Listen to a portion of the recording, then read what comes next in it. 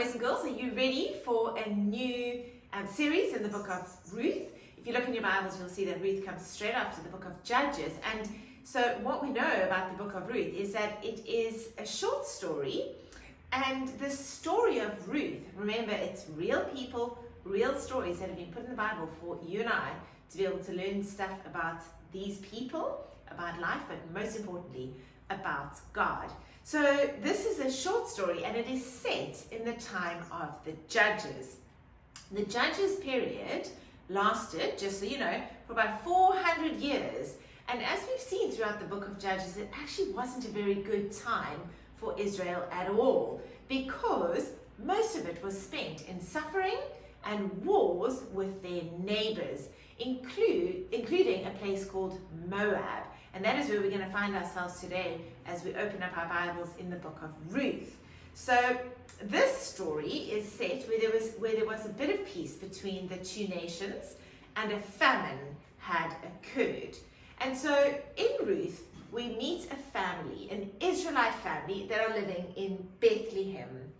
And they moved to go and live in Moab. And Moab is a place where the people did not follow God. And that family shouldn't have actually gone to Moab, because they left Bethlehem. They left all of God's people, because there was a famine, but they heard that there was food in Moab. But Moab was filled with Moabites, and they were Israel's enemies, but also they were enemies of God. And one of the instructions that God had given to them was not to live with their enemies. Can you think why? It seems like a bit of a horrible instruction, doesn't it? But the reason was because God didn't want his people to land up being influenced, following, copying the ways of the people that did not love and follow him. And so that was a big concern for God. But anyway, this family moved to Moab.